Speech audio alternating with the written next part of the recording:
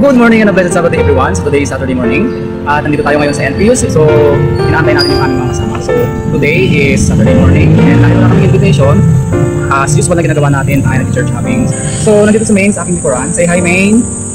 Hi. Ayan. So yung dalawa naming kasama ay wala pa sila. So bali apat na kami available today. Actually hindi namin sinabihan yung iba. Tatakas tayo.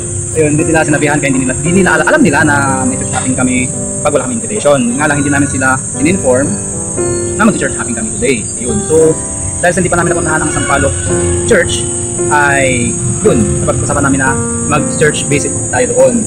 So ayan na si Sweet. Say hi, happy Sabbath buddy. Say hi, naka-vlog tayo. Hi, sorry ka. Ayun na si Buddy R. Ang topic? Ayun, traffic daw. Hindi ko alam kung bakit. Sabi na He is from Cavite. So ayun, so ready na kami for church hopping. We're going to Sampaloc, Vanilla. Let's go! So ayun na nga guys, yung aming sasakyan. So pala nag-grab kami para mapabilis yung aming pagdating doon.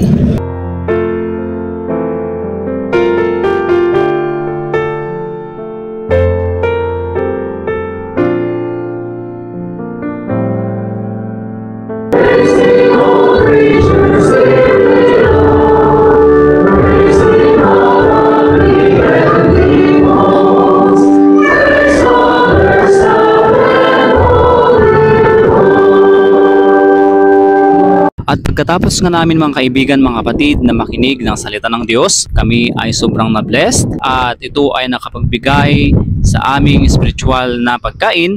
At ngayon naman ay kakain tayo ng pang-physical na pagkain. At ayan, sobrang na-enjoy namin ng masarap ng pagkain. Thanks for watching and God bless. Bye!